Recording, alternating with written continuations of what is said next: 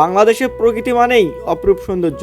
ফাল্গুন মাসে এসেছে অনেক সুন্দর প্রকৃতি। শত শত ক্লান্তি থাকুক কিংবা মানসিক চাপ, কোনোটি টিকে থাকবে না এই প্রকৃতির সামনে।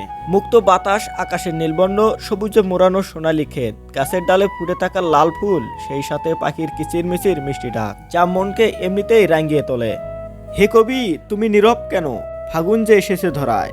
কবি সুফিয়া কামাল তার স্বামী সৈয়দ নিয়াল হোসেনের মৃত্যু শোকে কবিতা লেখা বন্ধ করেছিল, কিন্তু বসন্ত আসতেই বসন্তের সাথে তার সাক্ষাৎকারে দুঃখ প্রকাশ করে আবার কবিতা লেখা শুরু করে দেন। এত সুন্দর প্রকৃতি হয়তো কবি সুফিয়া কামালকে তার দুঃখকে ভুলিয়ে আবার নতুন করে কবিতা লেখায় অনুপ্রেরিত করে।